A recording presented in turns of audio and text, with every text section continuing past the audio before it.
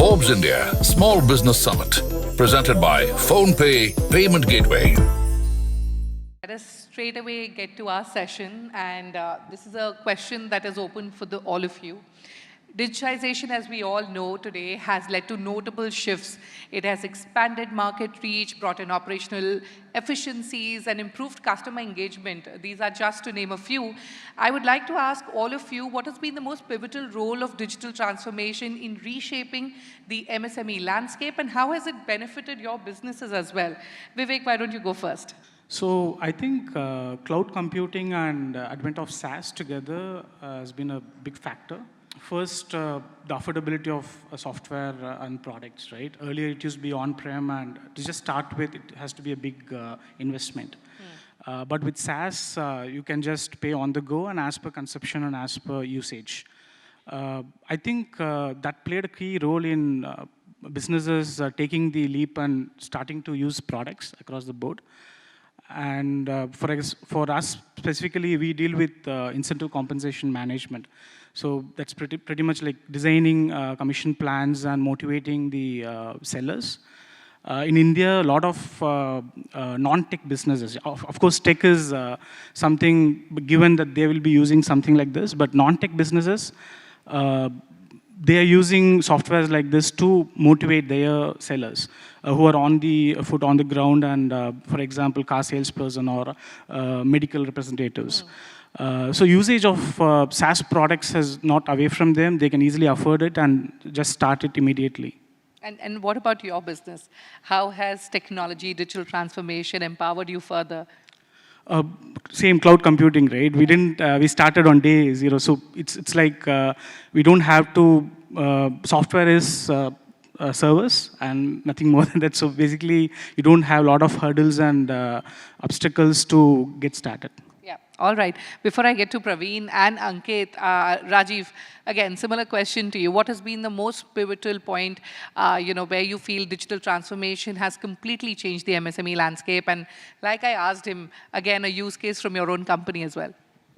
Absolutely. So in today's world, again, just to set the landscape, right? So I run SpendFlow, and what we do is we help companies optimize their technology spend. So we have a very good view of what kind of technology companies are using worldwide, and also in India, we have a very good view of what kind of software and how it's contributing to growth of different companies is something that we have a very good view on.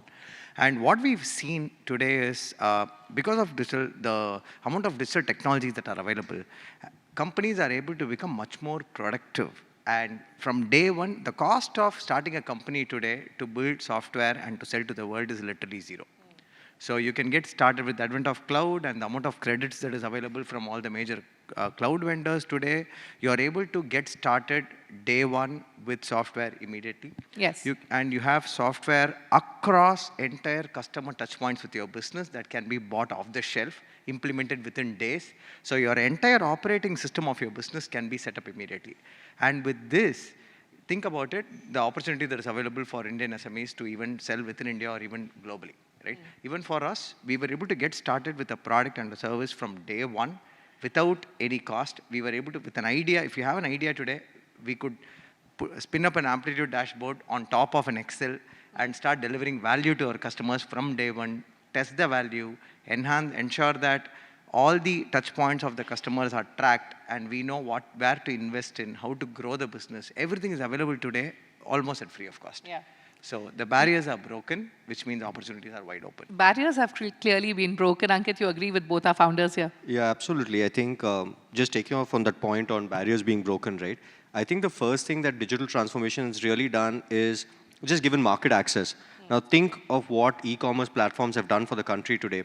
You have sellers from the most remote locations today being able to take what they produce, what they sort of want to sell to such a wide audience. Yeah. So I think the first thing that they've done, and along with digital marketing, they now have at their fingertips not just a way to sell, but also sell smartly and be able to market their products. So I think the first thing that this has done in market access. Second thing, and something very close to us, is because I think we, fintechs like us, PhonePe, have been a part of, is financial inclusion. A lot of SMEs in India, smaller entrepreneurs, didn't have the ease of access of credit that they have today, whether it's thanks to payment companies, digital lending companies, or even neobanks. Absolutely. We'll discuss this in detail as Yeah. well. Yeah. Praveen, coming now to you. According to you, what has been the most significant change that digital transformation has brought to MSMEs, considering your role as an investor as well? Sure. I think just to broadly put the context in some sense, and then how to kind of think or how we think about it. I think Ankit mentioned that broadly about 63 million SMMSs in India, right? And of that, probably 50 million have access to an internet or a digital access, and probably one significant trigger was e-payments, which is about 35 million odd MSMEs have that, right? And as you traverse that chain, right, you kind of see that broadly comes down to, let's say, 10 million. And if you look at it, MSMEs are largely retail, like 60-70% are retail. Therefore, the next larger trigger becomes how much are kind of probably digitally available. That probably becomes about, let's say, 20 million, and then comes down to on e-commerce side, probably about 10 million. And about 8 million, which is what we call it digitally mature, which is at least 30% of their revenues is coming from digital mediums. So if you traverse that chain, right, I think 2-3 different triggers that you kind of see, right? One obviously is the financial inclusion part kind of becomes key. Being digitally available becomes key because that's kind of at least another key trigger. So some of those are fundamental levers which are kind of playing out in that sense, right? And from a broader perspective, I think this is just from an outside in kind of, if you look at from a business perspective. But within that, what are they thinking about when we kind of think about it, right? I think 60% are thinking about how to do the HR transformation. I think 50 to 48% are thinking about how to do the customer onboarding, how do they kind of digitize that journeys. So we see a lot of those kind of focus areas kind of coming up in MSMEs as they think about their own processes and all that, right? So I think those are the kind of, as we kind of see the landscape is how we're kind of seeing these things. All right. So while we spoke about how digital transformation has reshaped the MSME landscape and picking up from what Ankit and Praveen just said, let's discuss what has been the most significant driver of digital adoption among MSMEs in India. Rajiv, if you could elaborate on this, and then we'll go from there. I'm sure. I think I want to add to what Vivek also mentioned, right? The main driver for digital adoption today is the advent of internet and mobility available across the country. So right from Kanyakumari to Kashmir, we have access for internet today, and high-speed internet is available today, which means that, and also mobility, right? So with this, workforce can work from anywhere. We are able to implement any kind of software that can be consumed off the internet right from day one. So you can see that once the people are available online, you are able to build networks that are very powerful to drive businesses. So for me, these two are number one drivers. And second, the exposure to tools that are globally available. Again, the education channels that are available today and the ability for people to learn on the go wherever they are has also improved the adoption significantly. You can choose products that are suitable for you and buy it off. And Ankit, you spoke of the drivers. You agree with him? What has been the biggest driver so far?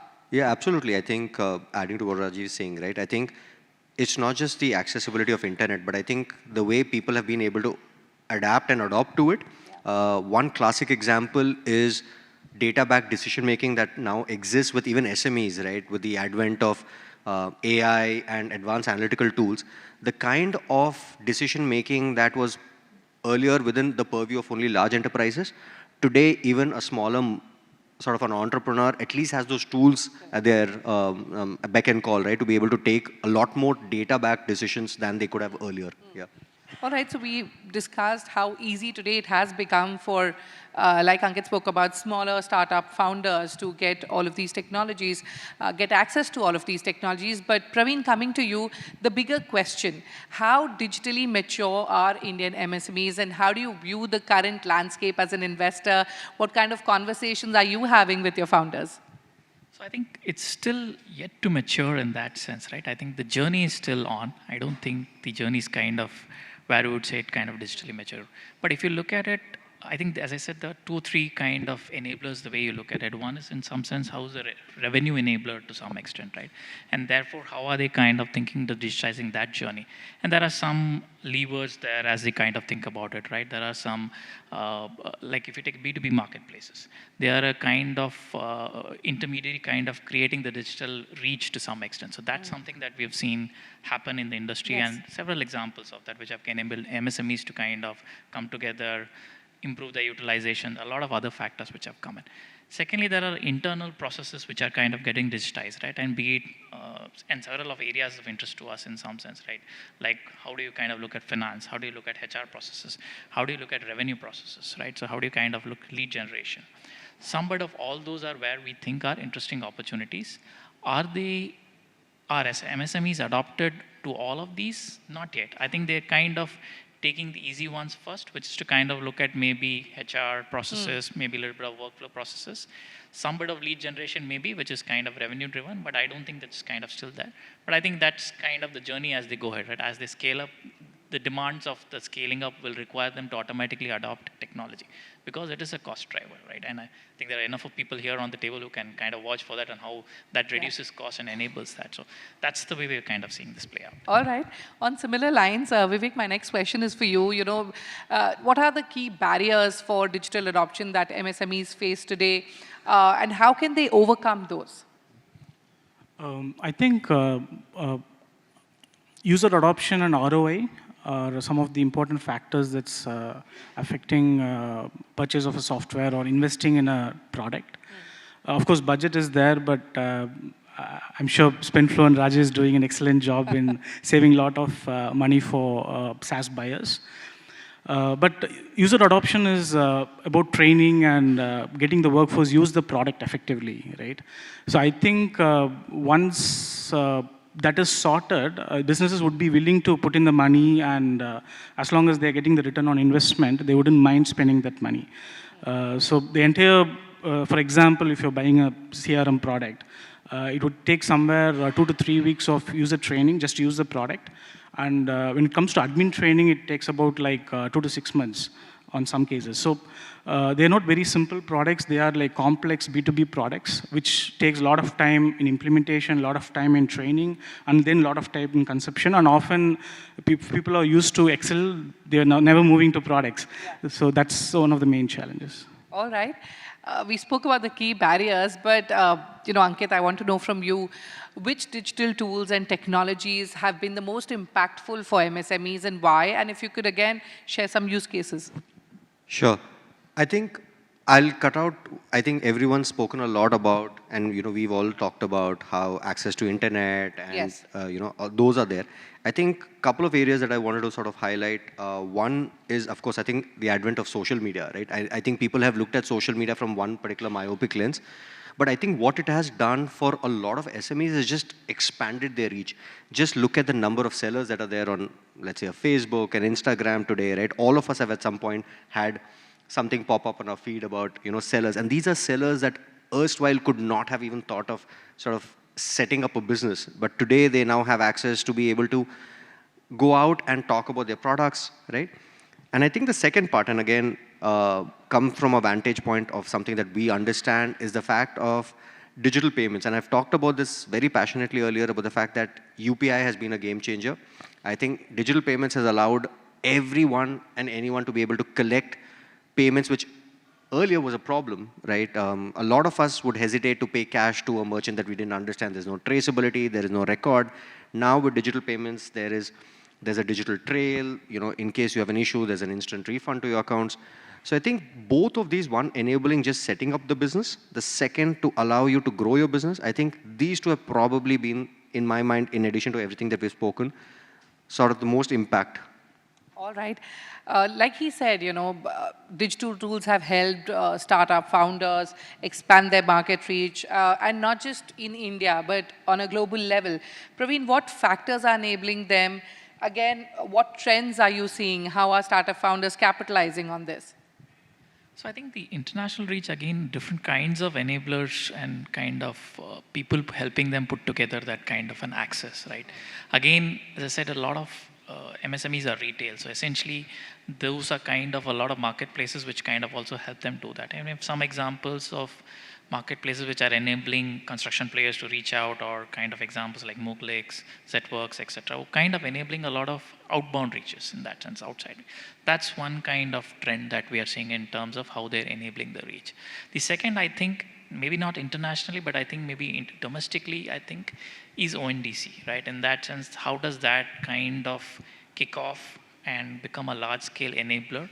I think we're still kind of seeing some bit of how that is enabled, getting done, but I think there is still a long journey to kind of play in that sense. So I think those are at least 2 or 3 areas that we're seeing which are kind of probably becoming a larger enabler to some extent. I think we talked about some of the earlier enablers, like we talked about payments, etc. I think ONDC might be a little bit of the next enabler in some sense to kind of drive that. All right, Rajiv, your thoughts on what Praveen just said, what are your thoughts on how MSMEs are kind of leveraging digital platforms to again expand their reach and go global? Yeah, absolutely. So if you look at MSMEs today, they are not just buying point solutions. So they are actually buying full-fledged operating systems as well. So you can see the likes of Zohos and Odoo's of the world, where there are about 30 to 40 different products that we can sell to MSMEs today, right from, as Praveer mentioned, right from lead generation to finance, HR, operations to your customer support. Everything is digitized today. And all these solutions actually seamlessly work together, and that gives a central view of the data that can enable data-backed decisions like Ankit mentioned. So with this, along with combined power of digital marketing, where you are able to create content, create enough information visibility for you to sell globally, there is absolutely no barrier for companies that are in India to sell only in India. We are actually able to sell globally. So these are like companies like Everstage, us. We started selling globally from day one only because of availability of these technologies and affordability of these technologies. All right. Yeah. So what he just said, Praveen, can you share some examples with us of MSMEs that have successfully done this, that have transformed digitally, and what lessons can be learned from them?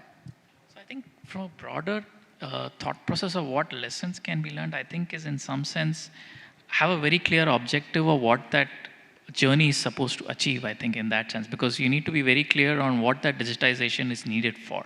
Right? Is it a revenue optimization? Is it a cost optimization? I think only when you have those kind of thought process clear is when that entire digitization journey that you're taking becomes a lot more efficient. Because you can get into digitization if you kind of say, I'll do a CRM just because you want to, as in we've heard that's a cool thing to do. You may not need a CRM because you're not at that stage to kind of do it, right? So choosing the right tools, right objectives, right thought process to kind of do that, I think become very key. I think second piece is also a lot of working with the employees in terms of training them to kind of understand what is required and what is not required. Because a lot of time, I think, is also spent and we want to kind of think about we will digitize and be the next kind of have all access to all great tools. But if your people are not onboarded and are not kind of using the tools in the right manner, it long term, I don't think it adds value in that sense. So I think those are small things, as in these are not key things that it's pretty common sense, but effectively sometimes a lot of these are forgotten as you kind of think of the larger objective, right? So I think those are things I think we've seen work well for MSMEs which have transformed and kind of gone that journey in that sense. All right. Vivek, coming to you, he mentioned CRM systems and how companies are using that. How can small businesses use CRM systems and automation to improve customer service and satisfaction? Right. So one common misunderstanding of CRM is just for using it as a lead deal tracking system, right? But usually CRMs are like an operating system where you can integrate with a lot of other useful tools, which takes care of a lot of the entire trajectory of GTM.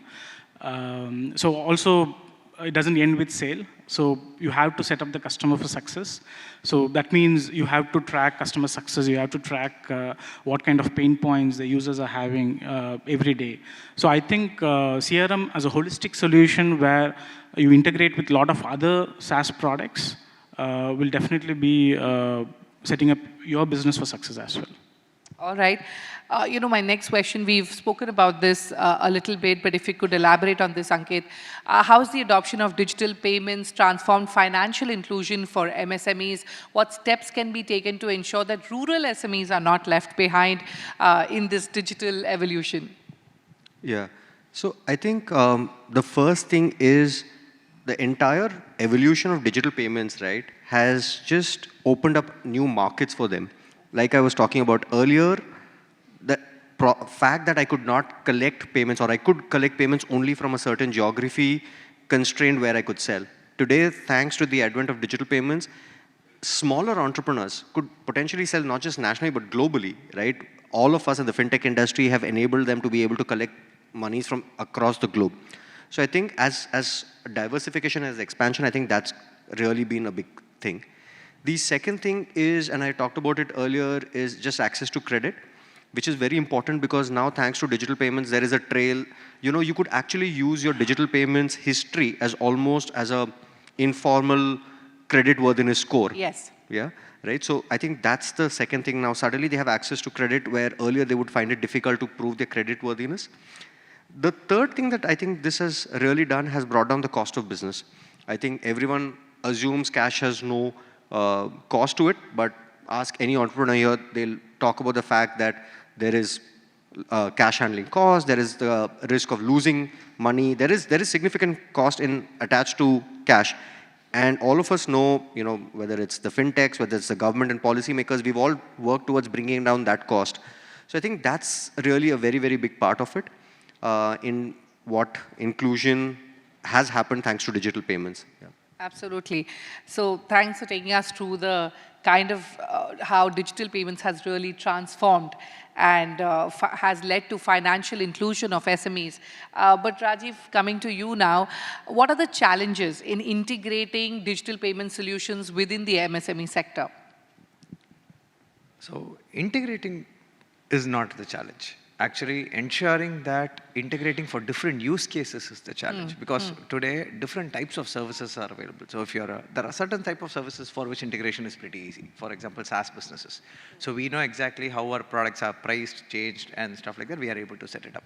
But if you go into trade, there are so many different schemes, there are so many different options, so many different SKUs that are available. So how do you ensure that there is a payment system that is able to support all these things is something that is still, in my opinion, yet to be solved. I worked on that problem long back, but I still don't see a single solution that is solving it enough. There is a lot of advancement that has coming in. UPI has helped significantly. I think ONDC and other e-commerce networks will also open it up. But the main thing what I see is, it's not just integrations, but also think about tax rules and all those things also have to be solved. If you're a seller today, you have the ability to sell globally. Are you able to ensure that you follow all the tax rules? You are able to collect easily. Is the money coming in without, the regulations wise, are you compliant? Yes. All those things become important and those are the main things that people are not aware of to solve. Today, there are products available, but it needs awareness so people can adopt it quickly. Ankit, you know, you mentioned in your address earlier that, you know, while of course digital transformation is great, but there are pain points. You spoke about regulation. So take us through some of the pain points, elaborate on the pain points and how they can be resolved. Sure. First things first, I think we've come a long way. But as an industry, as an ecosystem, I do want to talk about the fact that there is still a long way to go. Something that I mentioned earlier is just access, and Praveen was talking about using the right tools. I think a lot of them still don't have access to what are the right tools. They don't have access to the right resources. Talk to tier 2, tier 3 entrepreneurs. You'll realize access to good resources who can help them go on the digital journey itself is a problem, right? So I think that's the first thing. Second is the kind of support that we as an industry give SMEs today. A lot of us are geared towards large enterprises, but these are the people who need the most amount of support when they either integrate or onboard, right? And I think there's a lot left that we can do there. Now, and I'll take payments as an example. Even if a person goes through that entire journey of having the right tools, knowing what is the right method, getting online, getting this kind of right support, unfortunately today in India, because of the constraint that they have at their end, or because they don't have access to the tools, in payments very specifically, they are a lot more susceptible to, let's say, being targeted by fraudsters. And I think everyone in this room will have a story at some point having said that if they're an entrepreneur, and especially if you're a digital online entrepreneur, you have been a target, right? Absolutely. And I think as an industry, we need to do a lot more to be able to support them. I think this is a segment that needs a lot more hand-holding. And I think overall, there is still a lot that we need to do. All right. Clearly, it needs a lot more hand-holding. And again, let me bring back something that we were discussing earlier, the skills gap that is there. And Vivek, let me get your thoughts in here. How can MSMEs bridge the digital skills gap within the workforce to keep up with technological advancements? Because if that is not there, there's no real use case for any of what we've just spoken. Right. Kind of a long answer for this. Sure, go ahead. So of course, the product builders are planning a lot of training programs, workshops, and also they're trying to improve the product for better UI UX continuously. But India is known to skip technologies like early 2000s, late 90s. We kind of skipped from landline to mobile straight. And similarly, 95% of our population got access to internet via mobile, not PC or laptop. So similarly, with the advent of LLM and LLM agents, my speculation is it is undergoing a giant transformation, a huge paradigm shift. Softwares have been always built for users to use it. That's why we call it as UI UX. But I like to call it as it's getting shifted to DIDX, delegation interface and delegation experience. So users are not going to use the product, rather they're going to delegate their work to the software. And they're going to focus on higher order functions. So as Sam Altman was saying, AI is not going to take away your job, but it's going to do your tasks. Sure. So you're going to retain your job, it's your job, but you have to focus on higher order functions to do your job better. And all the grunt work and tasks can be delegated to softwares. So talk about how each one of you are kind of solving this digital skills gap at your own ventures.